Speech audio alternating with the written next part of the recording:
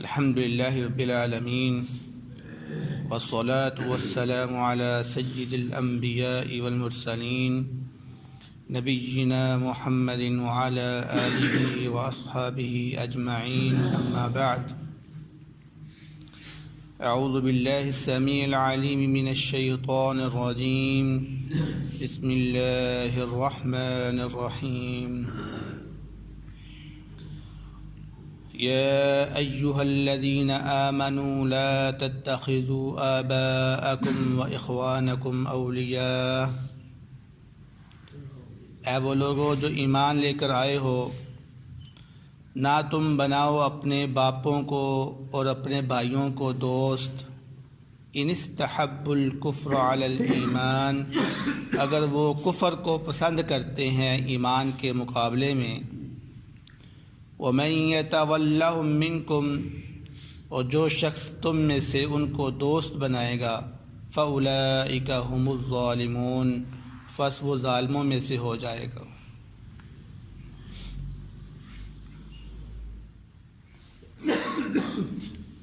سورۃ التوبہ کی آیت نمبر 23 آپ کے سامنے تلاوت کی گئی ہے۔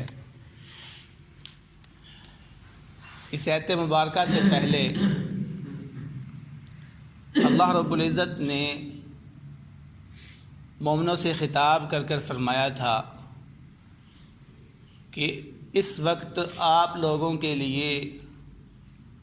جو سب سے افضل ترین عمل ہے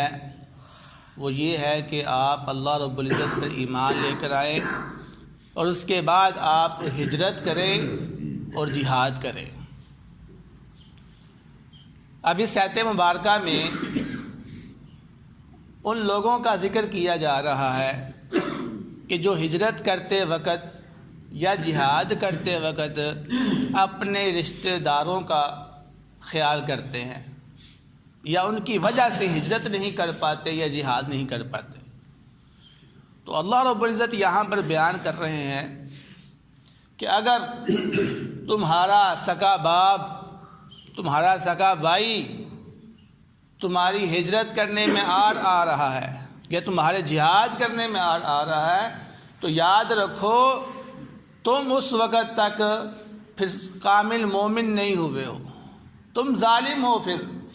کیونکہ تمہارے اندر ایمان ابھی پختہ نہیں ہوا ہے۔ تو آپ اندازہ کریں یہاں پر جو سگا بھائی ہے، سگا باپ ہے اس کو اللہ رب العزت نے فرمایا ہے کہ یہ تمہارا دوست نہیں ہے اور تمہارے لیے جائز نہیں ہے اس کے ساتھ دوستی لگانا۔ کیوں؟ کیونکہ وہ کافر ہیں اور کافر کبھی بھی مسلمان کا دوست نہیں ہوتا، کافر کبھی بھی مسلمان کا دوست نہیں ہوتا اگرچہ وہ اس کا رشتہ دار ہے۔ تو جب رشتہ دار ہو کر وہ اس کا دوست نہیں ہے تو غیر رشتہ دار ہو کر وہ کس طرح اس کا دوست ہو سکتا ہے؟ تو یہ آیت بڑی سمجھنے والی ہے اور افسوس ہے کہ ہم نے اس آیت کو نہیں سمجھا، یعنی ہم نے اپنے قرآن پاک کو نہیں سمجھا، ہمارے جو حاکم ہیں ان لوگوں نے اس قرآن کو نہیں پڑھا۔ اگر آج ہمارے بڑے، ہمارے حاکم اس کتاب کو پڑھ لیتے تو آج کفار سے دوستیاں نہ لگاتے، لیکن افسوس ہے کہ کسی کو نہیں پتہ کہ ہماری اس کتاب کے اندر اللہ رب العزت نے کیا کیا اصول اور کتنی قیمتی باتیں اللہ رب العزت نے بتائی ہوئی ہیں۔ یہ جتنی بھی باتیں آپ کے سامنے بیان ہو رہی ہے ڈیلی کی بنیاد پر، یہ ایک بڑی بنیاد اور کامیابی کے اصول ہیں جس کو مسلمانوں نے چھوڑ دیے ہوئے ہیں اور کفار نے اپنائے ہوئے ہیں۔ آج اگر آپ کسی مسلمان سے پوچھ لینا کہ آپ کی کتاب یہ جو قرآن پاک ہے اس کے اندر اللہ رب العزت نے کیا بیان کیا ہوا ہے، تو کسی مسلمان کو اس کا جواب نہیں آتا ہوگا الا من رحم ربی۔ لیکن اگر آپ کسی پڑھے لکھے کافر سے جا کے پوچھیں کہ آپ کی کتاب کے اندر کیا لکھا ہوا ہے، یعنی مسلمانوں کی کتاب کے اندر کیا لکھا ہوا ہے، تو وہ آپ کو ساری چیزیں بتا دیں گے، کیونکہ وہ کافر ہو کر اس کتاب کا مطالعہ کرتے ہیں، اس کو پتہ ہے کہ یہ کتاب بڑی قیمتی ہے اور اس کے اندر جو اصول بیان کیے گئے ہیں، جو گڑ بیان کیے گئے ہیں کامیابی کے لیے، غلبہ حاصل کرنے کے لیے، حکومت کرنے کے لیے، وہ کفار نے اپنا لیے، اس لیے آج وہ غالب ہے اور ہم جو ہے نا وہ مغلوب ہو کے بیٹھے ہوئے۔ تو اللہ رب العزت فرما رہے ہیں کہ جو شخص، جو مومن ایماندار ہو کر کفار سے دوستی لگائے گا وہ ظالموں میں سے شمار کیا جائے گا۔ آگے فرمایا قل ان کان آباؤکم و ابناؤکم، یعنی پہلی آیت میں تو اللہ رب العزت ڈائریکٹ مومنوں سے خطاب فرما رہے تھے، لیکن اس آیت کے اندر اللہ رب العزت اپنے نبی کے ذریعے سے مومنوں کو پیغام دے رہے ہیں۔ یعنی قرآن پاک کے اندر جہاں پر بھی لفظ قل آ جائے تو وہاں پہ اللہ رب العزت اپنے نبی سے خطاب کرتے ہیں کہ اے نبی آپ لوگوں کو بتا دیں۔ تو یہاں پر اللہ تعالیٰ نے فرمایا قل، یعنی اے نبی صلی اللہ علیہ وسلم آپ لوگوں کو بتا دے، ان کان آباؤکم، اگر تمہارے